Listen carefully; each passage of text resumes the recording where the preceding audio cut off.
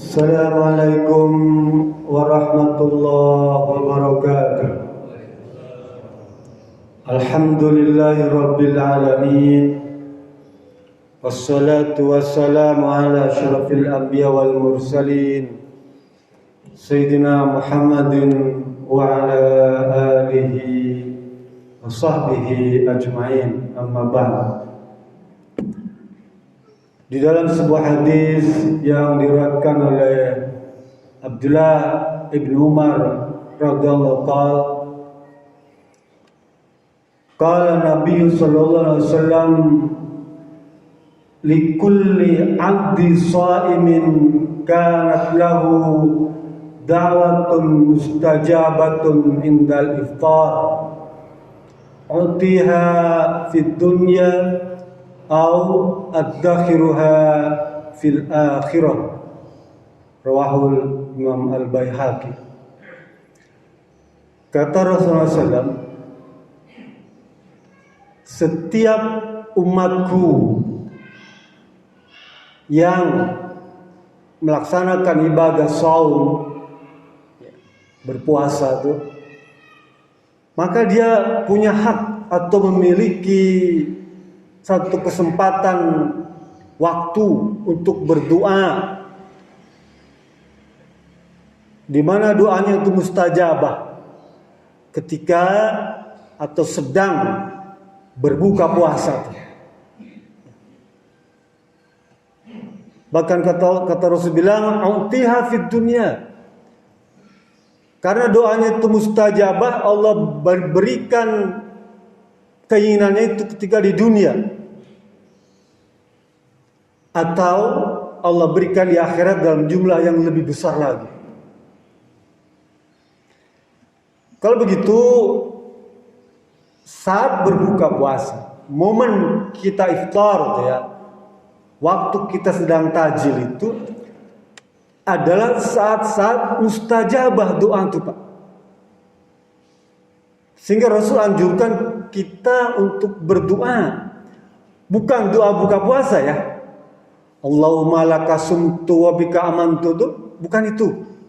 Tapi doa pribadi kita atau keluarga kita, untuk kita, keluarga atau masyarakat. Doa minta pada Allah Subhanahu wa taala. Itu saat yang mustajab untuk memohon pada Allah Subhanahu wa taala. Memang kadang-kadang kita terbawa irama euforia berbuka tuh. Yang kata Rasul bilang, likulli sha'imin farhatani, farhatun indal iftar wa farhatun indal liqa' rabbi.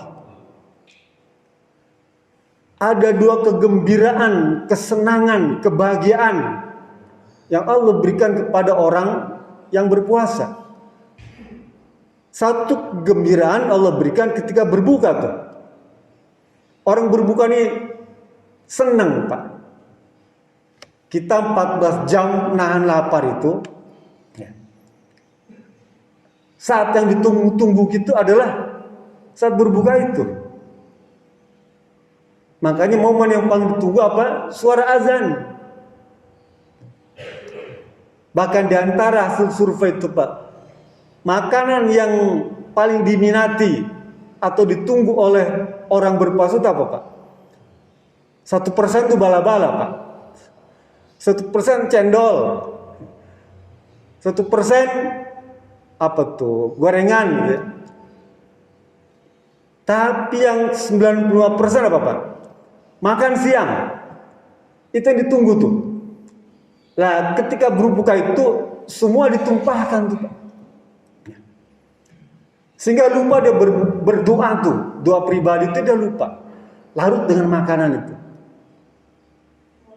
Bahkan Rasul bilang disunahkan berbuka itu dengan kurma yang muda tuh. Kalau ada ya. Kurma yang warna kuning itu. Sunah. Kalau nggak ada, kurma yang biasa yang ada di kita, di negeri kita tuh. Yang warna coklat hitam tuh. Boleh itu juga sunah. Kalau nggak ada, air putih. Tidak ada rokok. Itu ya. Bukan langsung rokok, memang bisa membatalkan. Listrik kita tuh ngomel-ngomel, Pak. Pak, untuk puasa tahun ini mah kalau berbuka jangan pakai rokok dah. Mama udah belikan korma tuh. Apa jawab suami?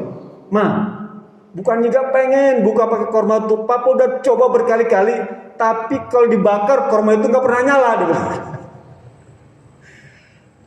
Lah korma dibakar yang gak nyala-nyala, habisnya diminum, dimakan gitu ya.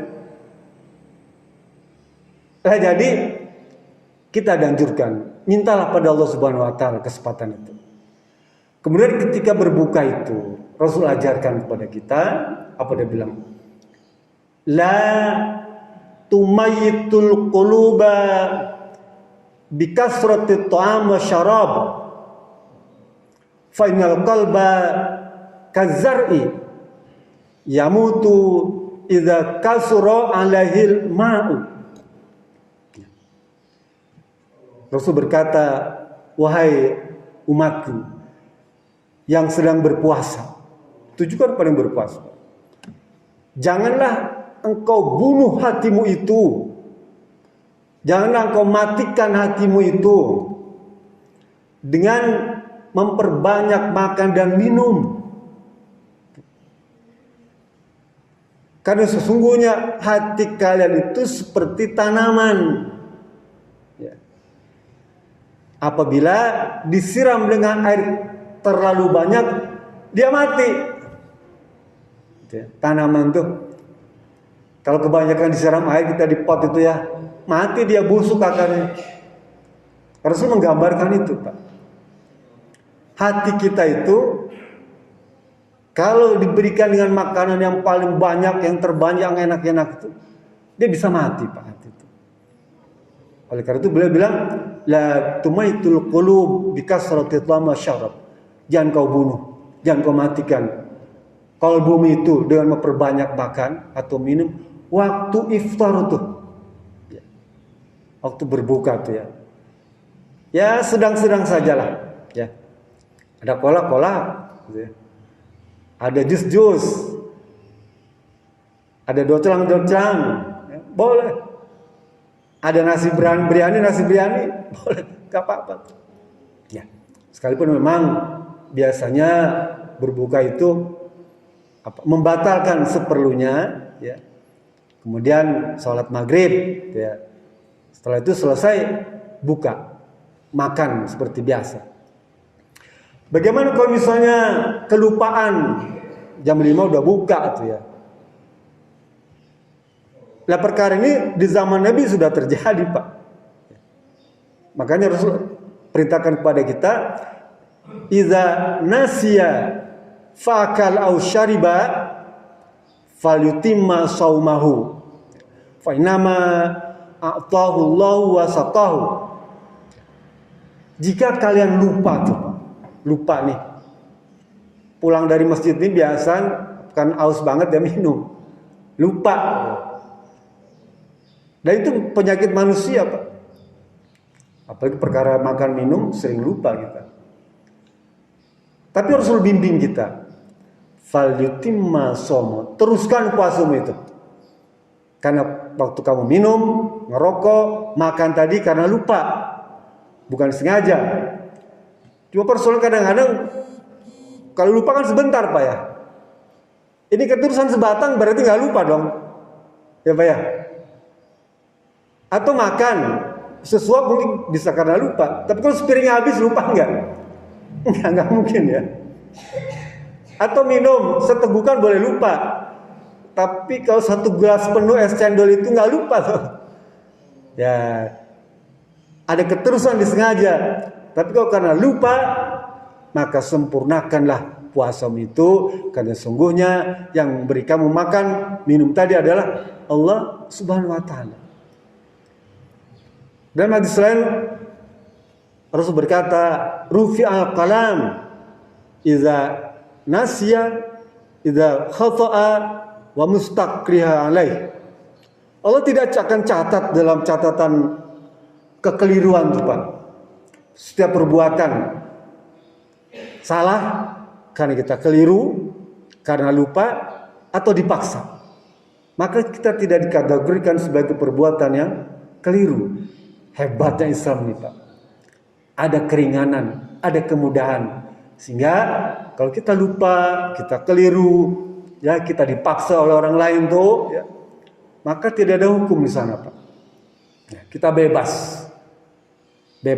Termasuk, mohon maaf, lupa di siang hari bersetubuh dengan istri. Karena lupa, buru-buru ingat, stop.